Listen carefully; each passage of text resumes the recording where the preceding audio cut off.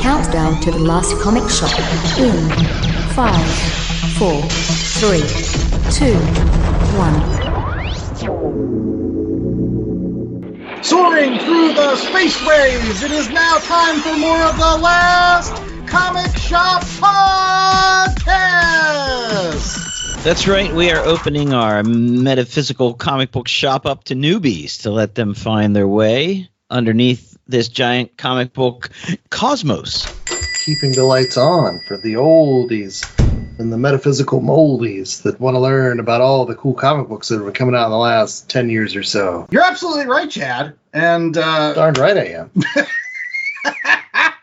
I wouldn't say anybody's oldie and or moldy, but I will say this, that I am the host of the most, Danny Larson. I'm joined by Chad Smith and J.A. Scott for another installment in our Merry Marvel March Society Month. That's right. We're doing all Marvel books here on the Last Comic Shop Podcast all through the wonderful month of March to hopefully spring into a new comic book season. And this week's selection comes from our own J.A. Scott. So you know it's either an X-Men book or something involving the Silver Surfer. Right, J.A.? Well, that is correct. It is the Silver Surfer. We will be reading Silver Surfer Black.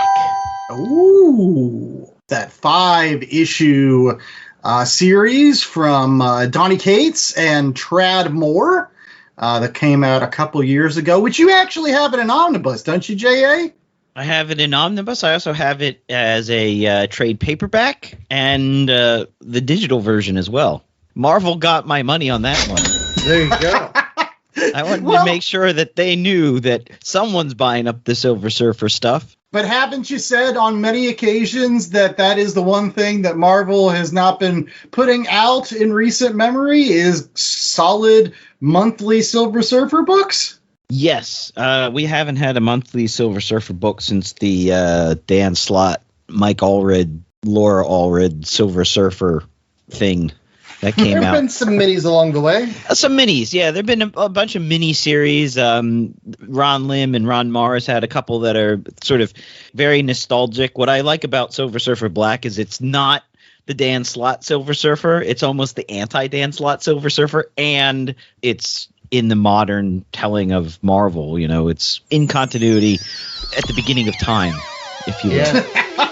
No, I'll stand up for that Slott Silver Surfer, but it is its own thing where they play fast and loose with the characterizations, and it's off in its own separate corner. And as long as you don't think about it too much, it's lots of fun. As we've often said on this show, as long as you don't care about the characters that Dan Slott is working with, Dan Slott books are just fine. If you care about him, though, ooh, man, he knows how to needle you. I guess I'm asking, before we get started with this week's show, which is going to be talking a little bit about our favorite Marvel characters. I did want to ask, J.A., do you think there's a particular reason why the Silver Surfer isn't a character that gets off in his own monthly book? Like, is there something impenetrable about this character that doesn't seem to lend itself to this? I think some of it is probably for writers. He's not the easiest to write for because his power is so great. He has a bit of that Miss Marvel problem where he's too powerful. So, you know, how do you build in struggles and antagonists? Though then again, his cast of villains and rogues gallery are also all pretty powerful people. I guess it's that he's a bit of a space Jesus, so people are you know, he's too good, he's too wholesome. His inner dialogue is always, he's a tortured soul. How fun can that be to write for? I don't know. Yeah, he's a very shiny straight man. Right. Yes. It's very true. It's very true. Because, I mean, you mentioned the powerfulness. Thor has had a book for forever. And that's a character that's a god and really super powerful. Yes. Yet he has a book. And Superman, for God's sake, has had a book forever. Yeah, Superman, I get that. Thor, I was going to say, but Thor drinks, and you know he gets debaucherous. Yeah, he's a rapscallion. Yes, so we all have to blame Stan Lee for making him Space Jesus from the beginning. If he was like a drunkard, maybe Silver Surfer would get more books, I guess. But regardless of whether Silver Surfer has a lot of books or very little books, he is one of J.A.'s favorite characters, as you may know if you're a longtime fan of the Last Comic Shop podcast. But I was curious about who else is on J.A.'s top 5 Marvel characters of all time list. That's right, not only J.A.'s, but I'm also curious about Chad's, although I have kind of loose suspicion. And I'm sure there's some folks out there that are curious about mine in terms of Marvel characters. So on this episode of The Last Comic Shop, I thought it was a great time to plant that flag and say this is definitively our top 5 characters that Marvel has ever come up with. From 5 to 1, you can give a quick sentence about why each one of them is on the list. And since I mentioned J.A. to start, I think we should go with him first. So J.A., starting off with number 5, who are your top 5 Marvel characters?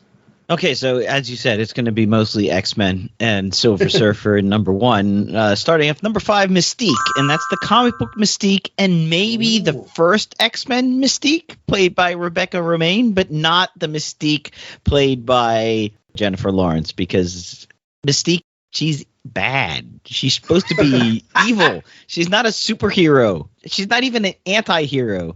Maybe she sometimes does things that are slightly heroic, but it's always because it satisfies what she wants to get accomplished. She's very much in the mold of Magneto, and that's how she should be written, not as a superhero. I'm sorry, Jennifer Lawrence.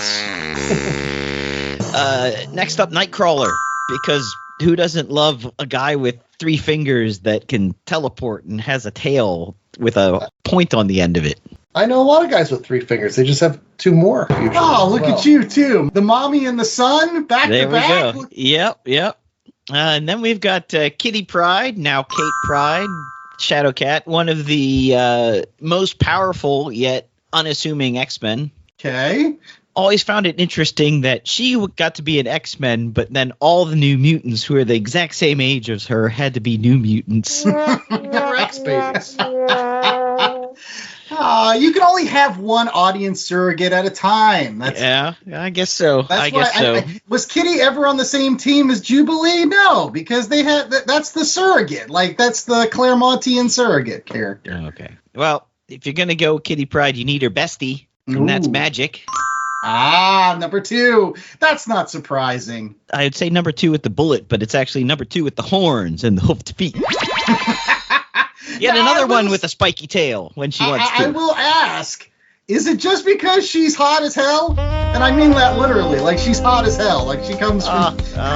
But, no, I'm serious. Like, why Magic? Why Magic I don't know. hot? I like because she's strong-minded. She's strong-willed. She doesn't wait for someone to tell her what to do. She just does it and then apologizes for it afterwards. Even when she was young, even in the New Mutants, like when Cloak and Dagger got taken over and their powers were draining into Sunspot and Wolfsbane, Magic's just like, I'm taking them into limbo and I'm going to cast a spell. And then she almost kills them and she brings them back. And Professor X says, don't ever do that again. She's like, yeah, well, I thought I could fix it.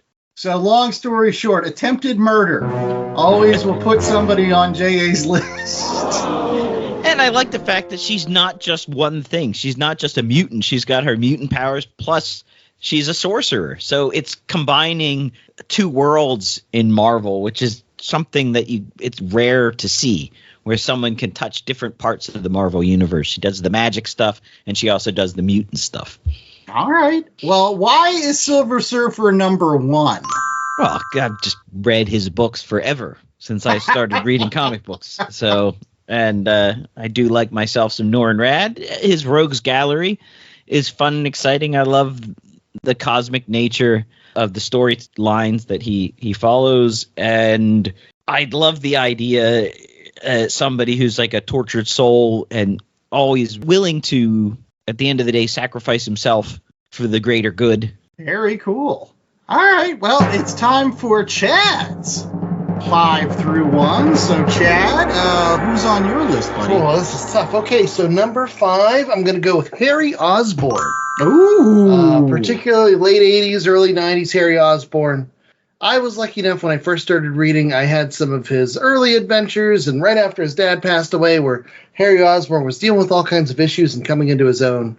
And then to watch him become the Green Goblin, and then become a good version of the Green Goblin, and then become a bad version of the Green Goblin, it was fascinating, because he's always been torn in all those directions. You know, he loves his dad. Peter Parker's his best friend, and, you know, you never knew which way he was going to go. So Harry Osborn was always fun for me. Number 4... I can't resist the rhyme. I'll go with Thor. He's just fun. And there are so many great Thor stories out there. I love the Simonson run. I loved the J. Michael Straczynski Thor. It's one of those characters that I never expected to enjoy, but I keep circling back to Thor stories. There's a banger going on right now from Al Ewing. So Thor's always great. Always keeps my attention. So number 3, I'm going to go with Daredevil. Another character that I relate to on a personal level. Wow, that's low. I mean, I can't. Yeah, I could see some people being probably higher on your list, but yeah. Yeah. So I mean, I grew up with that whole Catholic guilt thing that Daredevil carries around. I just there's something about him. He's so fallible and so human, but he's always trying his darndest. And I don't know. There's just something about those Daredevil stories that hook me. And they're my favorite kind of stories. I love those street-level stories, and then whenever Daredevil goes off in a crazy direction, unless it's Shadowland, I'm usually along for the ride and enjoy the heck out of them. My number 2 character, it's Spider-Man. I love Spider-Man. He's just the most relatable, fun, snappy character. We all wish we were Spider-Man. And I like the fact that in my worldview, you have the meek and timid Peter Parker. But then whenever he puts on this mask, all of a sudden part of his persona is this boisterous personality that, like, it's the parts that, all the nerdy kids always wanted to have, but never had the confidence to do. And that's how no one ever confuses puny Parker with Spider-Man. And then my number 1 character, he's the best character in all of comics. He's the best character in all of cinema. He's just flat out the best character. He is J. Jonah Jameson. Yes. So he wants pictures of Spider-Man, and so do I. I was wondering who you were going to put at number 1 after you said Spider-Man was number 2, because that's what I thought. So to wrap it up on this week's segment, here is my top 5 Marvel characters of all time. Starting off with number 5, which is Machine Man. No surprise for anybody that listens to this show, just because he has a super cool look. And there is actually some really good stories featuring that character. When you say super cool look, is it the domed Machine Man or is it the toupeed Machine Man? I like the domed. I like the original Jack Kirby design with the big honking eyes and like looks like arms. a machine. It was super cool. And again, my favorite person to ever draw Machine Man is Barry Windsor Smith. If you have an opportunity to pick up Machine Man 2020 drawn by Barry Windsor Smith, it is immaculate. Coming in at number 4 is, you're going to probably give me crap for this, but it is Vision / Scarlet Witch. And the reason why I say slash is because I don't like either of these characters as much when they're separate.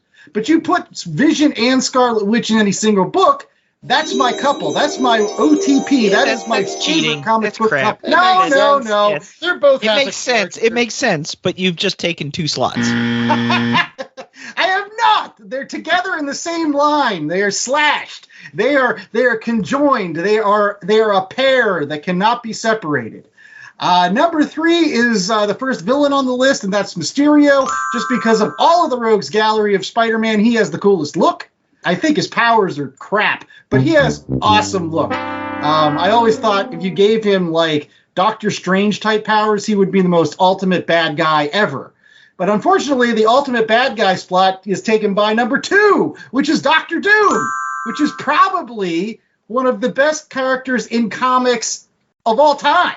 He may say it's J. Jonah Jameson. No, Doctor Doom is the most nuanced and complex character out there.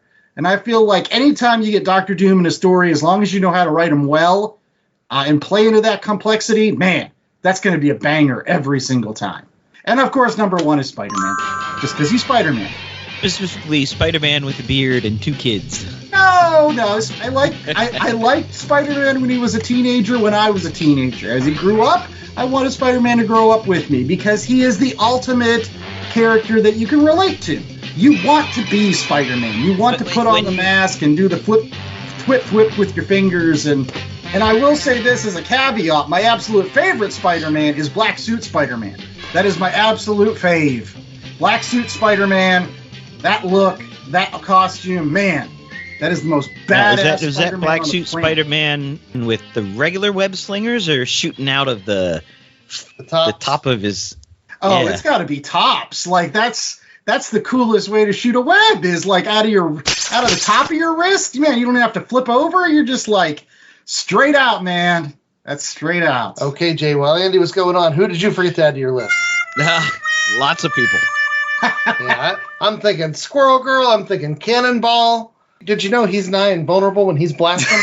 You've brought it up before, but hopefully we'll be able to cover some of these characters that we forgot on a future edition of the Merry Marvel March Society. Maybe next year. Maybe you'll get 6 through 10, or a modified 1 through 5, whatever.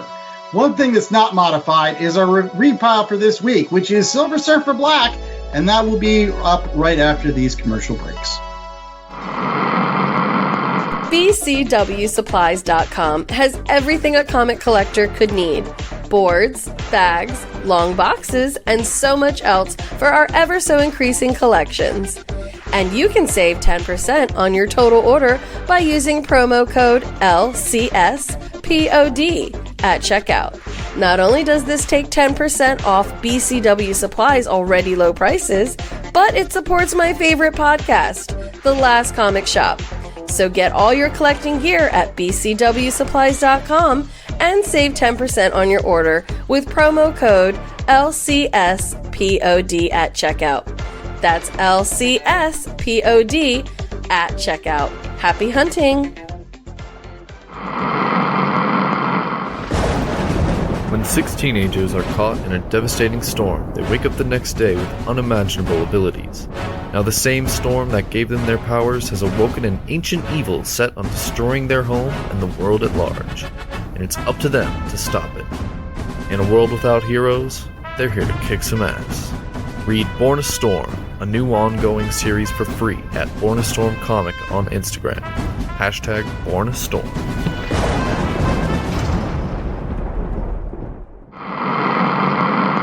We're back with more of The Last Comic Shop, and it is now time for our Read Pile Review. Yes, where we are Marvel fanatics. We really, truly are. If you listen to The Last Comic Shop for the last 3 years, we've shown a little biased towards the House of Ideas. We are Marvelites to the core, to be honest. So this has been a really fun month. You're not supposed to say the quiet part out loud. They're supposed to be able to infer. I am proud of my badge. I got my no prize from Stan Lee. I stand on the soapbox. Any case, this week it's J.A.'s pick for the Merry Marvel March Society, and of course that book is J.A. Silver Surfer Black. This book came out in 2019. It was a 5-issue miniseries. The story is shared betwixt Donny Cotes and Tradd Moore, but Donny Cotes contributes the script side of that story, and Tradd Moore contributes the art side of that story. And then you add in Clayton Cowles on letter and Dave Stewart extraordinaire on colors. Quite the crew for this 5-issue miniseries. Yes. Now, J.A., before you get into the 10-cent synopsis, this is actually a part of a larger storyline that Donny Cotes was weaving through the cosmic universe at this time, correct? Yes, we had a lot of different things. You had a cosmic Ghost Rider that was Frank Castle, of all people. Yeah. And some Guardians of the Galaxy basically are thrown into a black hole, and that's really the kickoff for this Silver Surfer Black series. He had a run on Thanos, which I'm going to talk about later, actually, distilled into Thanos Wins. Yes. A great run in the Thanos comic book. He did some stuff on the Inhumans. He was playing with a lot of cosmic toys, but also some non-cosmic characters that are suddenly cosmic, which was quite cool, like the Cable showing up, old man Cable, not Kid Cable. And the Silver Surfer, which kicks off at the end of the Guardians of the Galaxy that he had been doing, where they've been thrown into a black hole. And so Silver Surfer, at the beginning of this Silver Surfer Black series, gets them all out of the black hole by sacrificing himself. You know, how Silver Surfer is that. He's then basically thrown back to the beginning of time where there's this darkness that's run by Knull, spelled Knull, which is this giant cosmic creature that is essentially the father and mother, the creator of the symbiotes. Yeah. Which are these evil, oozy things that take over worlds and are... Venoms, or tiny venoms. Yeah, tiny venoms. Okay. That hate the Silver Surfer, and he didn't know why they hated him until now. Now he knows why they hate him. Because he's trying to kill them before they began, apparently. Anyways, over these 5 issues, Silver Surfer is trying to destroy this Knull character and get away from this darkness at the beginning of the universe. He's aided by Ego, who just shows up, and has the chance to kill Galactus before Galactus becomes Galactus. It's very much the, if you had a chance to kill baby Hitler, would you do it? It is. It's one of the most interesting things about this entire series, honestly. And while he's fighting, he's slowly being taken over by the symbiote, so he's slowly turning black. Is he being taken over, or is he just losing his light? There's a big overarching theme within this story, I'm going to start off with that with my initial thoughts. Again, at the beginning of the story, you find out that Silver Surfer has a lot of guilt, because why wouldn't you have a lot of guilt if you helped Galactus destroy countless numbers of worlds, right? Even though Silver Surfer, if you read some of the back matter, like, he's taking him to places where he's trying to feed Galactus on places not populated and things, but sometimes it can't be helped, and he has to take the Galactus someplace where he has to nom on sentient beings. So he's got a lot of guilt. And again, that plays into this whole notion that he's trying to shed himself of his darkness and truly step into the light, or be a light to the universe, which he's been trying to make amends ever since he left Galactus's servitude. That plays a lot into this particular 5-issue stretch.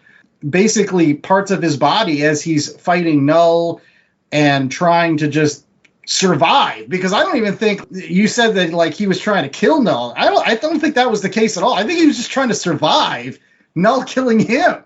It really is like a desperate gambit. He doesn't have all his power, and but he's slowly losing some of that power, little by little by little, until the last issue, when he basically has to sacrifice whatever he's got left to survive. And it's very... He doesn't survive. He doesn't. Does he? Spoiler alert. But does he? Because, like, it's weird. He does come back at the end. I don't know. I think the 5th issue for me was probably the weakest of the entire series. I don't know. I think issue 4 was such a banger, right? Like, I mean, issue 4 was where he goes and meets Galactus. And you have that, like, whole notion of, like, hey, if your dad was a real douche, like, would you kill your dad? Like... All right, hold on. Time out. Just wanted to let you know that you're completely wrong on issue 5. Yes, issue 4 is great. Wow. But what makes issue 5 so good is it's so poignant. The way it closes the story. I'm going through this never-ending X-Men saga. Hopefully, after 5 years, they can figure out, well, maybe not, because, they like the money to keep flowing. But this comes to a nice, satisfying conclusion. Donny Cates, he does this really well in the Thanos wins storyline. He's so good at ending stories. Now, you might not like the ending, but I think it was very poignant, and he's very good at, you feel like it's done. I love that about the book. I disagree with you. I thought issue 5 was incredibly well done. It's him coming to terms with the fact that there needs to be destruction, and there needs to be death, and there needs to be blackness in the world as well as light. It can't just be all one thing. It's sort of the play on what happened when Silver Surfer got the Infinity Gauntlet, where he tried to make everything great, and you can't have everything great because you need balance. And that's ultimately the end. He gives up himself so that there can be balance in the world, and sends Galactus off to kill a bunch of stuff because that's needed, and even the Watcher comes down and says that's needed. It's like, can't not have that. Yeah, and that's the Silver Surfer story in a nutshell. That's his story with the trial of Galactus, where, that Galactus needs to be there. You can't not have the Galactus. And Surfer's always struggling. I remember in the 90s, the time that Thanos, that Infinity Saga was happening, that Silver Surfer 49, where Galactus is like, oh, all right, you're going to mess with me? Well, here you go, buddy. You get to remember. And he lets him remember all of the people that, the Norn Rat had led to the slaughter. And it's just Silver Surfer just covered in the blood, the metaphorical blood. Oh, so intense. But that's your classic Silver Surfer struggle. And it's here only with Knull, right? I want to get this out of the way because I read this when it was coming out in 2019. And I remember giving it to some friends and saying, I need you to read this and tell me if it's good. Because I have a thing with Donny Cates as a writer is someone who, in my mind, has the dumbest ideas I've ever heard. Right? Look at Cosmic Ghost Rider. He's like, yeah, no, I'm going to make Frank Castle into Ghost Rider and give him a baby Thanos to ride around. And, his Venom stories are all over the place. And then there's the god of the symbiotes, the little tiny baby Venoms. They're just running around being all oozy and stuff. It's so dumb. So dumb. But at the same time, anytime I would read a Donny Cates story, I'm like, man, does he take these ideas that should be the dumbest ideas and really turn them into something special? And even some of his more recent runs, like the Thor run, where Thor becomes the Herald of Galactus, and the Hulk run, where Hulk is basically Voltron being piloted by an evil Bruce Banner. Like, those runs all had so much promise before they were, ultimately cut short there. But having some time and distance from this story and coming back and rereading it, I can definitely say this is a good story.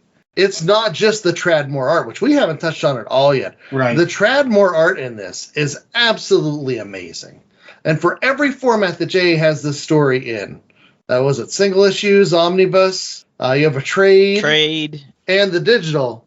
The one thing you don't have is the Treasury Edition size, which has that beautiful Tradmore art embiggened, just that little bit. Oh, it's so wonderful, and it's so weird, and its colors are so vivid, and the page design is just out there, and he plays with the form so well. This is somebody that makes the most of comics as a visual medium, and you pair him with Donny Cates' stupid ideas, and oh, does it sing. It sings so well.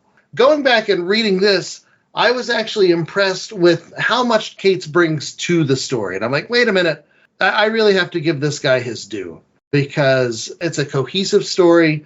It's a beautiful story. It's a metaphorical story. The art is allowed to sing. The character, it works. It is what the character is. It's not a Dan Slott where it's like, oh, this is great if it were about Doctor Who, but it's Silver Surfer. No, this is a Silver Surfer story. And even silly things like, no, the god of the symbiotes in the darkness, and like, even that worked in this book. I felt like I was holding back on the art because it is by far the tippy top of the high point of this entire thing. From the line art to the inking to Dave Stewart's colors, it's just a visual cornucopia. Yeah, it's beautiful, man. Like from the first page to the last. Well, and that's the thing. It's such a unique style, too. I mean, there is only one other artist, in at least the artist that I've read over the years, that has a style that even comes close to Tradmore style, and that's the old work of Basil Wolverton, who did Space Hawk way back in the Golden Age. Now, he also did some work on Mad, but his use of color and kind of that almost like yellow submarine-esque way that you curve the way that people's faces look, you give them huge eyes, and then, again, the inks and the colors kind of magnify. It's just different. It's trippy. It looks like the side of a 70s van. But yeah, for those folks that are out there that love Tradmore, I mean, go find some Basil Wolverton. I'm serious. Like, you're gonna find connections to his artwork back in the day. There's not a lot of people in that camp, which is why this makes it so special. Now, I want to go back to my thought, though, about why, again, I thought not issue 5. I mean, yes, it finishes the story, and it's good, and it continues a trend throughout all the other issues, which I loved, which was Silver Surfer using his board as other things, like turning his board into a sword, turning his board into a drill when he has to go into Ego the Living Planet. For the first time ever, the board really was treated as if it wasn't not just an extension of Silver Surfer, but it was something malleable. It was something like, hey, you know what? The only reason it's a board is because primarily Silver Surfer likes to surf. Could have been anything. He could have made it into a bike at one point. He could have been the Silver Biker, but he didn't. He was a Silver downhill Surfer. Skis. He could be. Black Racer has that covered though. But it was neat because in all the other times I've ever read the Silver Surfer, the board is always like kind of a static thing. Sure, sometimes it's given personality. Sure, it's sometimes seen to have its own powers, but never have I seen it so fluid. It was like Mercury on a table. It was just kind of... It made it into stairs so that he could walk down the stairs to talk to Galactus. Yes.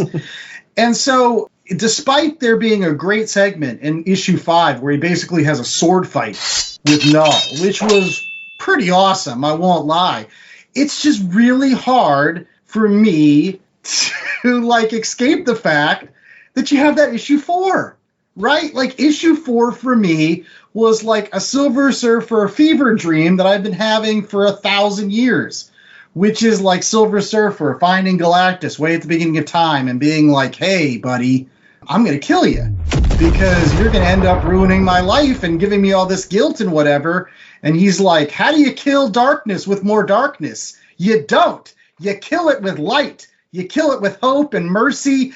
And you're talking about that Donny Cates writing. That, for me, was the part of this series that sung. His conversation with Galactus, bar none, was one of my favorite moments in comic books, I think, in the last 20 years. Like, that was just great. Oh, man, I love that fever dream where he wakes up on Zen Law, and, all the monsters coming, and who's the monster? But it's a giant Silver Surfer peering down like blackened salmon. And he's got a great line in that issue, too, where he turns over, he sees Shah LaBelle, and she's like, why? How could you bring a child into this darkness? And he says, well, let's make some light. Let's make some hope. Let's make a better tomorrow, not focus on today and what might be going wrong with the world. Again, it's a very hopeful series. And even though Silver Surfer dies at the end, which is maybe the reason why I did like it. Like, I get it. It kind of sort of had to happen. And it's kind of neat how he comes back. You're telling me that at the end of issue 5, you didn't get a little lump in your throat when you saw that panel from the Morbius Stan Lee Silver Surfer book, and it has him saying the same quote, if we turn from battle because there is little hope of victory, where then would valor be? And at the bottom it just says, for Stan. I understand, and that was, but come on. That scene with Galactus, was that not great? Come on. It was. And the page before the thing J.A.'s talking about, where it's a Silver Surfer, and he's overtaken with the symbiote, but instead of being all chromy, he's all the colors of the universe blending through, and oh man, how cool is that? How cool is that? And this book, even, I think it came out after the Thanos wins. He's the Black Silver Surfer, and he's got Mjolnir. They didn't mention the version where he becomes Doctor Who, though, and I did find that quite interesting. It was almost written in a way, like, whenever he calls his board, he called it differently than he did in the Dan Slott run. He never said, to me, my board. He was like, board, to me. Board, become a sword. Board, become shorts. Board, do your best. Oh, lordy. Any case, we got more Last Comic Shop right after these commercial breaks with our ratings as well as recommendations. So stay tuned for that. Bonjour. This is Geeky Old Hog, and I've got a nice little YouTube channel where I review the latest comics and occasionally bang on about the old ones. Why should you bother? I hear you cry. Well, I'm a published writer of comics. I had 6 shops back in the day, and I've been a collector for 50 years. Yeah, that's why there's an O and an L in the middle of Geeky and Hog. I'm clever like that. So, if you fancy it, reviewing the new ones weekly, and then looking at artists and stuff, on the side, as the actress said to the bishop, Everyone is welcome. Geeky Old Hog, all one word, over on YouTube. There's Something in the Air. This dark and chilling graphic novel adaptation of the critically acclaimed play Witchland takes place in Richland, Washington, the most toxic place in the Western Hemisphere, near the infamous Hanford nuclear plant, which in the 1940s and 1950s released significant amounts of cancer-causing radioactive materials into the nearby environment. Witchland, the graphic novel, tells the story of a family who moves to this town and the unexplained terror that surrounds them. Is it owed to the nuclear plant? Or something more sinister, like maybe that witch who lives across the street? Witchland, the graphic novel, is available now on Amazon. And more information on the entire Witchland saga can be found at witchlandplay.com.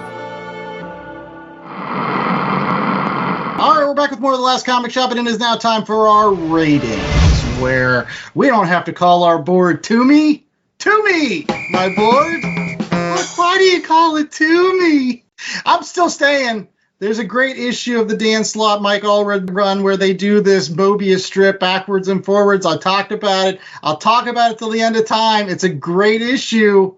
You're missing out if you don't read that one. In any case, we read Silver Surfer Black this week, and Jay's got our 1 out of 4 scale for it. So, Jay, what are we rating this awesome book featuring your favorite cosmic chromed out character? Well, I think boards would be too easy, so we're going to go symbiote babies. Even the Watcher had like some symbiote on his face or something. It sounds like some sort of strange Saturday morning cartoon. Symbiote babies will make Peter Parker go bad. Do do do do. We want Did you like his? What about his? How about Knull's creature design with the Spider-Man looking chest? How dumb is that? It doesn't look like a spider. It's more like a crustacean. Like it's like a lobster. Yeah, I know, but it had the arms the same way as the. I know. Jay, you missed the setup. What am I supposed to say? It's a crusty bus station. Speaking of lobsters. But I will say I loved Knull's sword. If that was candy, I would have eaten it because it looked delicious. It was like dark chocolate cherry wrapped around it. It looked delicious. I'm just saying. Great stuff by Trad Moore out there. 1 out of 4 symbiote babies. We're going to go to Chad first because he read it twice at least. Second reading, bring it up a couple notches? Yeah, I was going to say, I'll read it even more. This is delightful. Everything works. Everything sings. Everything matches what a Silver Surfer story should be. It hits all the notes. It's a 4. 4 Venom babies. Fair enough. I'll go next. This is definitely a 4 for a Silver Surfer book. This is by far one of the best Silver Surfer books I've ever read. Does that mean it's a 4 for anything else? You know what? To throw J.A. a bone, I'll give it a 4 too. I mean, it is a wonderful series. It has a lot going for it. First and foremost, the fact that it's only 5 issues. I feel like some of the ideas in this particular series could have got old after a while had it been like an ongoing. I mean, I guess you could have stretched some of these things out, but it really does benefit from being kind of condensed. You know what I mean? To J.A.'s point, it has a beginning, a middle, and end, right? It is a complete story for 5 issues. And over that, although they're super wonky, none of the ideas get wonky enough that you're like, oh boy, I'm getting tired of that. And just when you think, Dean, you're like, yeah, I don't really care about Knull. Then he brings in Ego, and you're like, oh, cool, we're going to spend an issue with Ego. Oh, cool, now here's Galactus. That's an awesome idea. So it kind of keeps on building and building and building, leading up to that final issue. So, the brevity of it, the art. The one thing I would love about Trad Moore is that everything looks so alien. The dimensions are all out of whack from what you would, normally see, anatomically from folks. We get a lot of crotch shots of the Silver Surfer in this, though. Oh, boy. Sans crotch, though. It's just like giant legs and underneath, but it works. Again, you're dealing with a subject matter that is alien and different and unusual. And so having art that does kind of make you a little bit uncomfortable, that looks familiar but not, is just wonderful. And boy, those colors. Oh my gosh. Just an acid trip of just funky stuff going on with those colors. Yeah, it's like somebody took a lava lamp and smashed it against the page. Yeah, it's Funky Town in space. Go check out Basil Wolverton. If you've never checked out his work, Trad Moore and him are like soulmates, in my opinion. It's a great Silver Surfer. So 4s. 4s for J.A. Happy birthday. Couple months early. Well, thank you. Yeah, it's 4 for me, too, obviously. The story is great. The art is beyond great. The art is next level. You get this book for the art, and then you're really happy to find out that the story lives up to that spectacular art. So often, we've had questions on our old Twitter. Do you buy a book for the art, or do you buy the book for the writer, or the artist, or both, or one? For this, it's one of those ones where it's perfect. They work so perfectly together. You mentioned, of course, issue 4, the Galactus issue. I love issue 3, where he's going through and talking to Shala Bal and considering bringing a baby into the world. And do you want to bring a baby into this world that's so dark and evil? And is that something, he's just dealing with these great struggles that normal people deal with too, not just space Jesus types with chromed out bodies. I even liked him when he had the little Michael Jackson black hand and nothing else going on. So dumb. So dumb. And at least in the omnibus and the trade paperback, you get all the alternate covers. And there's some really nice alternate covers. There's an image by Giuseppe Camicoli of Carnage on the surfboard. Alex Garner did this wonderful Norn Rad to Silver Surfer, sort of looks like their phases are melting together. There's even a Ron Lim one. So if you like that Ron Lim Silver Surfer art, I suggest picking up the trade paperback so you can get those alternate covers. Yeah. So it's a unanimous 4 out of 4 here on The Last Comic Shop. The first one of 2024 in our 4th season. So we'll have to add that to the big long list that we'll recap at the end of the year. Speaking of the Last Comic Shop continuing, it's time to continue with recommendations. Yes, this is the part of every single show where we tell you about other comic books you can get in addition to Silver Surfer Black in a variety of different formats, in single issues, in an omnibus format, in trades. You can also get it in that wonderful Treasury edition, which if you have an opportunity to do that, nothing is better than a Treasury. If they put all comics out in Treasuries, I'd be so happy, but then it would just become commonplace and it wouldn't be so special. But those ones that do, ooh, are they good. In any case, we're going to start off with Chad Smith and his recommendation this week. There you go. So my recommendation is another book that comes out in Treasury form. And I'm going to start off by saying for my recommendation, I picked the wrong thing. You see, I got to the end of Silver Surfer Black, and I had 2 choices. I was like, do I go and read the King in Black story from Donny, Cotes and Company, where the Silver Surfer, the blackened salmon Silver Surfer, comes back and helps to face down Knull? Or do I follow the Trad Moore route and pick up Doctor Strange Fall Sunrise? And so, because I love the art so much, I went Trad Moore's Fall Sunrise. And remember when I talked about how I wasn't sure if Donny Cotes was a good writer or not? Reading Fall Sunrise without Donny Cotes made me realize how important Donny Cotes was to that whole Silver Surfer Black recipe. Trad Moore and Heather Moore do the storytelling in this one, in the Fall Sunrise, and it takes the trippiness of Silver Surfer Black to the extreme. It's very poetic. It's very metaphorical. And for a long time, it sounds like I've been talking smack on this. It's because the story, I'm still not sure about the story. But man, is the art in here so beautiful. So next level. Trad Moore has that indie styling, but a storytelling ability. It is poetry on the page. And in this story where he gets a hold of the writing duties as well, that poetry, sometimes it's a little tougher to decipher, but you don't mind because everything looks so great coming out. So I'm going to have to go back and finish King in Black. But I still don't think the Fall Sunrise is a bad choice. If you get a chance to get more Trad Moore art, go for it. And like I said, they did release it in a Treasury edition, so that's there too. It's definitely worth your time to continue on, but don't expect it to make as much sense as Silver Surfer Black there. Well, there you go. So for my recommendation this week, I'm going to recommend something from the other side of the big two. We've talked a lot about Marvel this month. Here comes a DC book, and it's similar to the Silver Surfer in the fact that it deals with kind of the cosmic side of the DC universe, and that is DC Mech.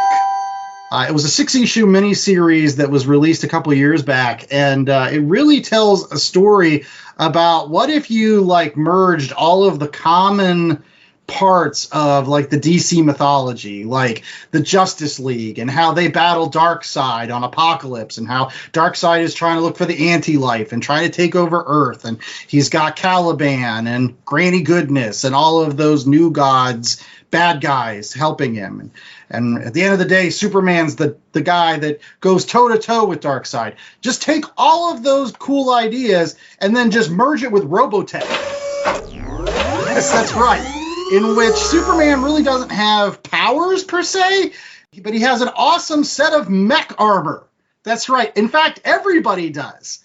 It turns out that way back at the end of World War II, Darkseid sends his first parademon, which is enormous, like kaiju-sized parademon, to Earth, and starts rampaging across the city. And at that point, the JSA, the Justice Society of America, is like, hold on, we have to prepare for an onslaught of these parademons. So they basically dump all of their technology and all of the Earth's resources in building mechs. Everybody has mechs. Even farmers have mechs. But the Justice League have the best mechs.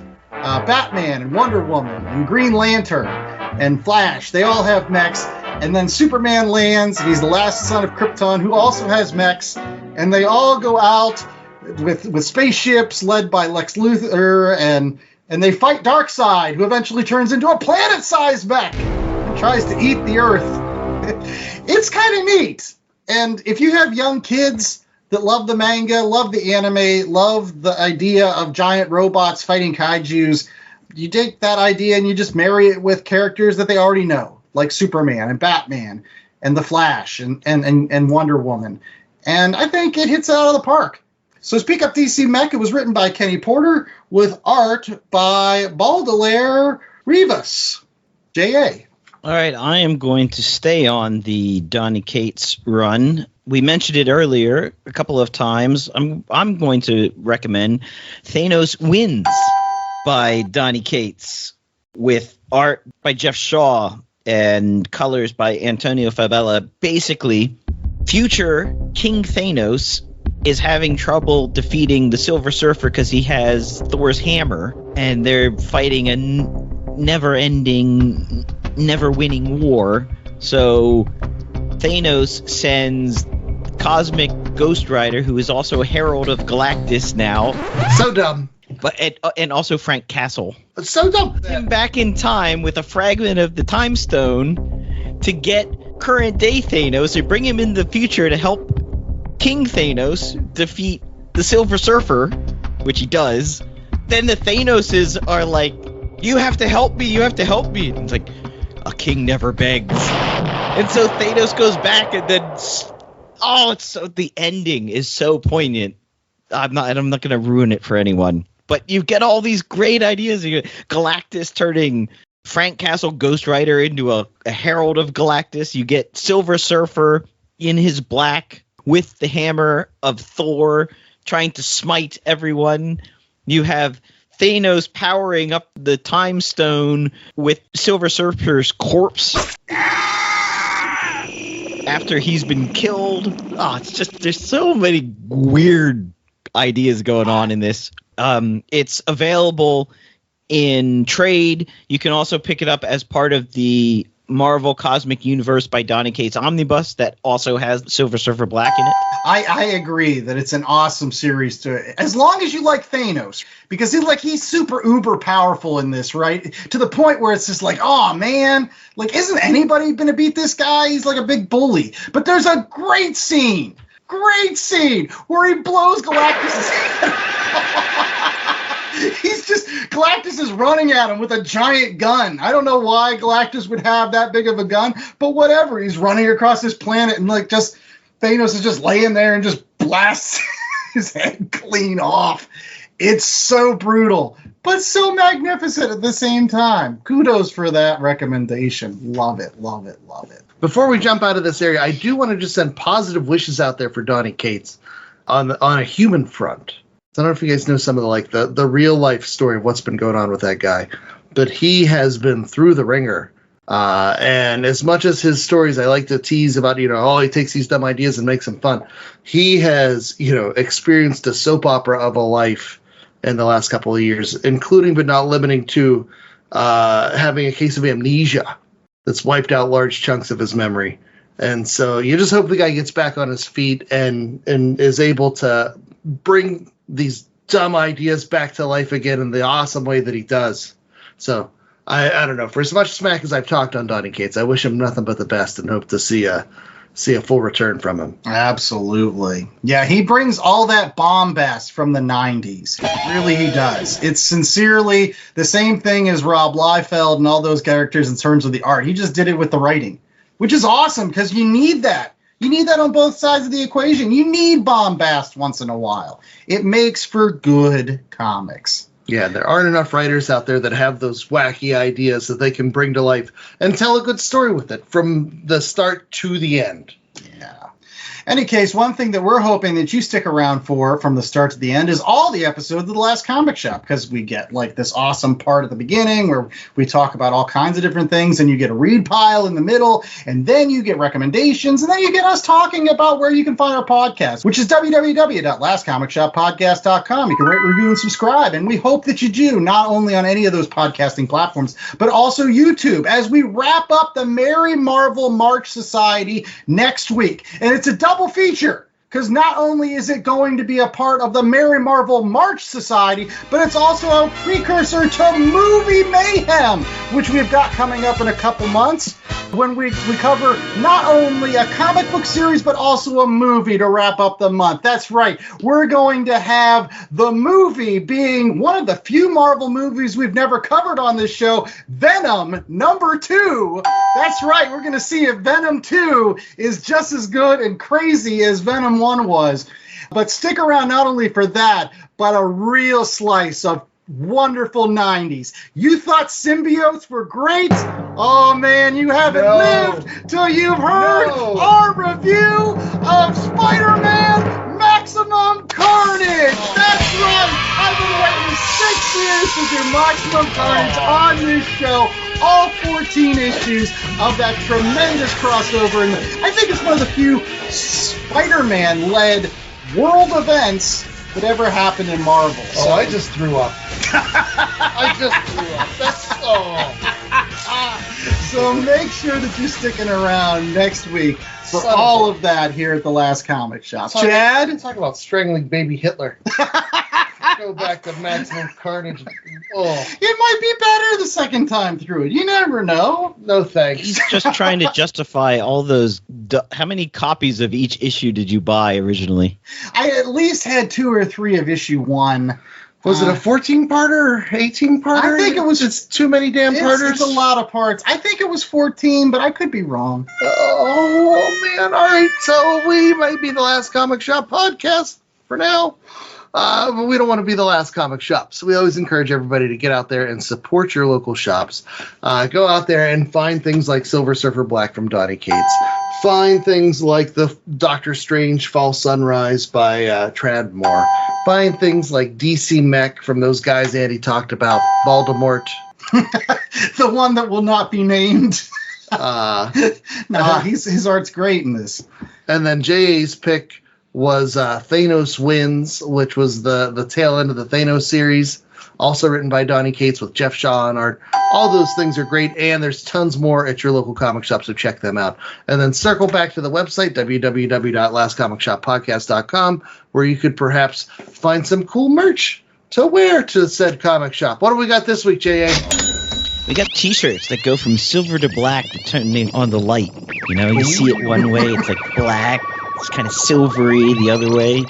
Maybe we got also the like in a 90s throwback, one of those T-shirts that depending on the heat changes color. Oh, what were those called? The Color Guard, Color Shape, Color Swirl. I don't know. No, their name was more 90s. It was Turbo something. Turbo Color? Hyper Color. There you go.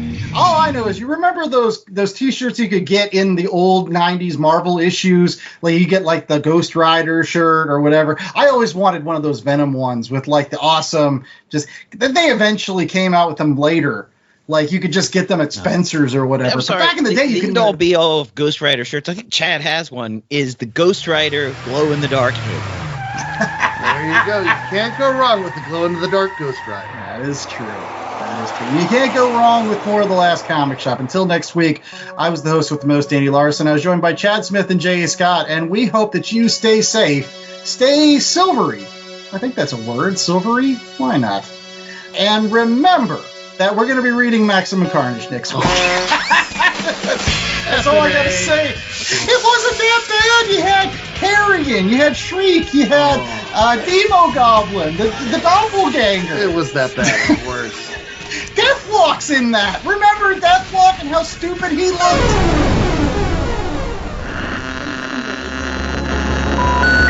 We're sorry. You have reached a number that has been disconnected or is no longer in service.